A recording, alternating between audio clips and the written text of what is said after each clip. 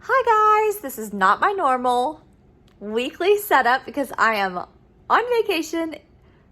Well, it's like a fun / mainly work trip, but my work is really fun. So I'm here in Scottsdale, Arizona at convention, my company's convention. But I had a chance to step back for the evening, have some alone time, talk to God.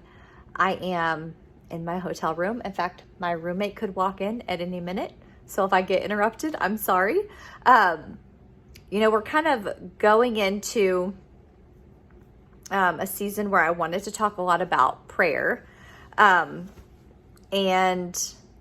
having a conversation and not being shy to ask God for things. If it is important to you, it is important to the Lord. And sometimes I think people feel like, well, that's something I want, but I could never ask God for that, or maybe like that wasn't important. But think about your children and the desires of their heart. And of course, do we want to give our kids tons and tons and tons of candy? No, because we know that's not good for them. But do we enjoy getting to spoil and treat our children? Or how much joy do you get on birthdays? I love birthdays. My oldest son has a birthday coming up, and it brings me such joy to spoil my children and give them something that they really want. Our Heavenly Father wants the same thing for us. If it is important to you, it is important to the Lord. This verse that we're going to focus on, John 15:16 through 17, this verse is one that really the verses ahead of this, I feel like a lot of people might already have memorized if that's something you've ever put into practice. But this is what we call the red letters. And red letters, those are words that Jesus was speaking to people, okay? So this is the red letters here, okay? It's John 15, verse 16 through 17. It says, "You did not choose me, but I chose you and appointed you so that you might go and bear fruit that will last, and so that whatever you ask in my name, the Father will give you. This is my command, love each other." And we know I've talked about fruit. I think about that often in my life because sometimes whenever I'm seeing my children, I feel like making a mistake or messing up. I'm like, oh, this is a reflection of me. This is my fruit. I don't want to have rotten fruit, right? Because it is a reflection. But to my core, I know in order for me to bear good fruit, I have to put down good solid roots.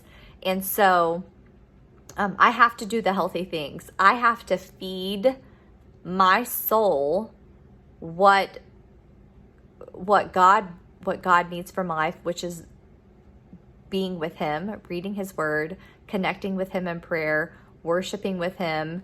And it says in there, it says in this verse, when we're thinking about prayer, whatever you ask in my name, the Father will give you.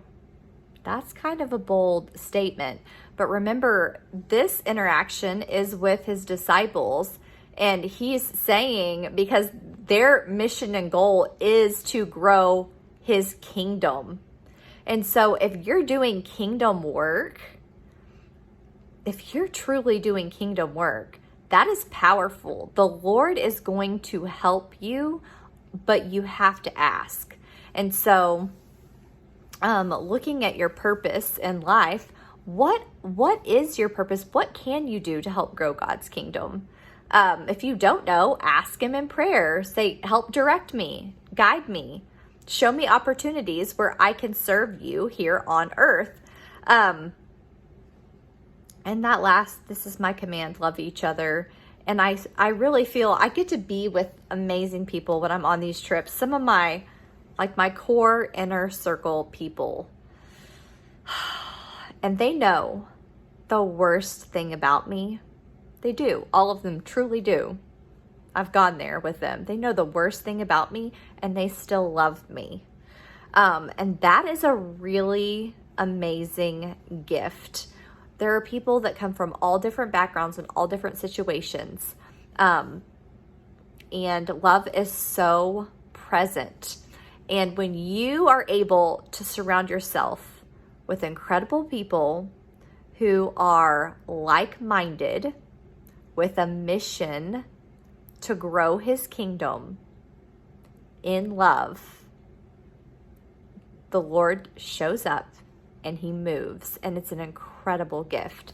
And so I hope you enjoyed this verse this week. I think it's going to be a good one for me to focus on as I end this trip with all these amazing people. I love you guys. I'll see you next week. I'll be in a different state next week, so stay tuned.